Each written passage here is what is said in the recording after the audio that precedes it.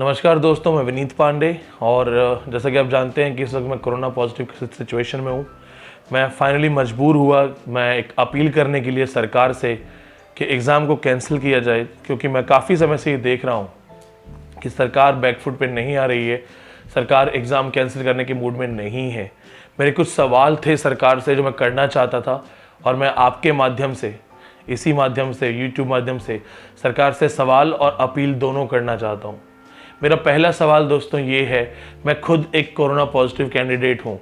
अगर मुझे नहीं पता चलता, मान लीजिए कि एग्ज़ाम के दिन मुझे नहीं पता चलता, नहीं डिटेक्ट होता और मैं जाकर के बाकी लोगों को इन्फेक्ट कर देता हूँ, इसकी जिम्मेदारी कौन लेगा?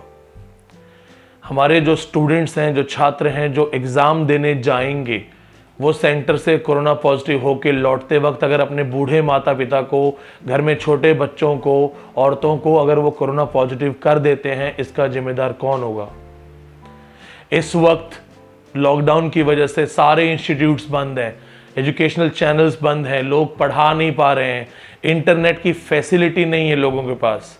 क्या आप जानते हैं भारत में 5 लाख गांव हैं और आपको अच्छे से पता है कि गांव के अंदर इंटरनेट कितना चलता है, कैसे चलता है, कितनी स्पीड इंटरनेट की आती है। क्या भारत सरकार को पता है कि डेटा बहुत महंगा है और जो साधारण स्टूडेंट है वो इंटरनेट में अनलिमिटेड डेटा नहीं खरीद सकता, इसलिए ऑनलाइन पढ़ाई करना बहुत मुश्किल है। क्या आप जानते हैं बहुत सारे प्राइवेट टीचर्स इसलिए नहीं पढ़ा पा रहे हैं क्योंकि उनका अपना डेटा एक वीडियो अपलोड करने में खर्च हो जाता है। तो जब हमारे स्टूडेंट्स पढ़ नहीं पा रहे हैं, प्रिपेयर नहीं कर पा रहे हैं, आप उनको विदाउट कोई ढंग का बड़ा एक एडवांस नोटिस दिए सीधा 1 महीने में एग्जाम कैसे कर सकते हो? आप 1 महीने में एग्जाम करते हो, ना उनके पास कोई पढ़ने का साधन है, ना उनके पास कोई तैयारी करने की ऑनलाइन डेवलपमेंट कुछ आपने किया है, ऐसा कुछ नहीं किया। और बच्चा कैसे पढ़ेगा? या आप चाहते ही हो कि बच्चा जाए एग्जाम में और फेल हो जाए?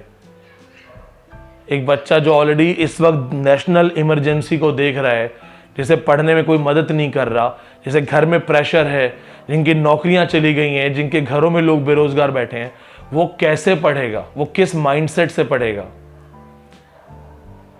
दोस्तों देखिए, इस रिकॉर्डिंग के अंदर मुझे स्वेटिंग हो रहा है।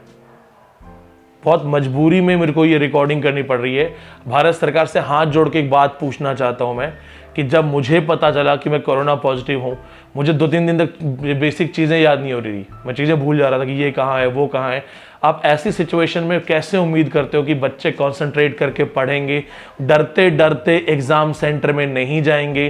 कितने लड़के लड़कियां ऐसे हैं जिनको पैनिक अटैक आ जाता है, जो घबरा जाते हैं। पैनिक अटैक के केसेस होंगे। अगर किसी को सेंटर में हार्ट अटैक हो गया तो कौन जिम्मेदार होगा?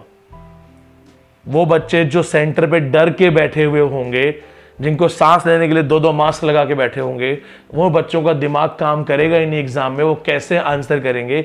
या तो वो घर पे कोरोना लेके लौटेंगे, या फेलियर लेके लौटेंगे, या वो दोनों लेके लौटेंगे। भाई ऐसा क्या जरूरी हो गया एग्जाम करवाना आपको? आप करवाइए, दिसंबर का समय दीजिए, 3-4 महीने का समय दीजिए, बच्चों को मेंटली प्रिपेयर्ड होने दीजिए और तब तक सारे इक्विपमेंट्स, सारी चीज़ें मेंटेन कीजिए। सिर्फ अपना ईगो या अपने किसी प्लान को एग्जीक्यूट करने के लिए आप लाखों लोगों को कैसे खतरे में डाल सकते हैं? नीट, जेईई, यूजीसी के बच्चे ये इंसान नहीं है, ये देश का फ्यूचर नहीं है। और वो लाखों बच्चे जो मुझे इस वक्त मैसेज कर रहे हैं कि इस तरह हम एग्जाम नहीं देंगे, हम अपने परिवार को खतरे में नहीं डालेंगे, वो बच्चे, उनका समय खराब नहीं होगा। वो बच्चे अपनी जगह सही है। मैंने हर बच्चे को बोला है कि हाँ आप सेफ रहिए, आप एग्जाम मत दीजिए। दूसरी चीज, आप ये बताइए कि वो बच्चे सेंटर्स पे जाएंगे कैसे? कम्यूट कैसे करेंगे? भारत के मल्टीपल स्टेट्स ऐसे हैं, ऐसे राज्य हैं जहां पे कंपलसरी क्वारंटाइन है। क्या आप कंपलसरी क्वारंटाइन हटाएंगे?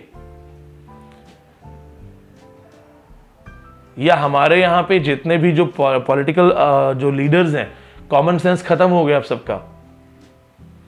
आप क्यों नहीं पार्लियामेंट के सेशन बुलाते हैं? 500-500 लोगों को पार्लियामेंट में साथ में क्यों नहीं बिठाते हैं? आपने पार्लियामेंट सेशन स्थगित कर दिया क्योंकि कोरोना ना हो जाए नेताओं को। तो बच्चे जो हैं वो भारत का भविष्य नहीं है। अगर सुप्रीम कोर्ट की हियरिंग भी वर्चुअल हो रही है, कंप्यूटर के थ्रू हो रही है, वो लोग भी आपस में मिलने से डर रहे हैं, तो क्या हमारे बच्चों का कोई वैल्यू नहीं है क्या?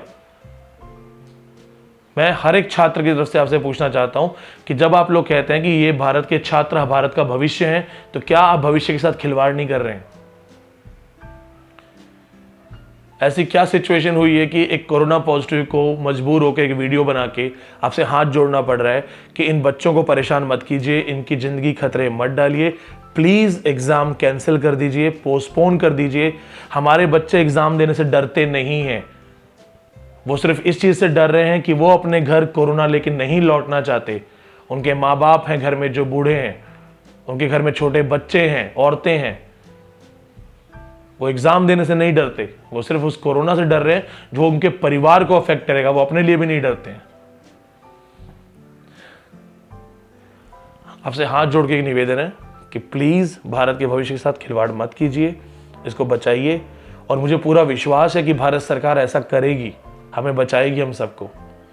दोस्तों, इस वीडियो को फैलाओ, हैशटैग डालो MHRD, हैशटैग डालो UGC नेट, हैशटैग डालो इंडियन गवर्नमेंट।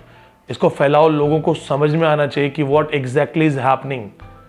और दोस्तों, अगर आपको लगता है कि मैं आपकी आवाज़ हूं, तो इसको सब्सक्राइब करो ताकि मेरी आवाज़ वहां तक पहुंचे। और इसके साथ प्लीज़ मेरे लिए भी थोड़ा प्रे कीजिए। Thank you so much.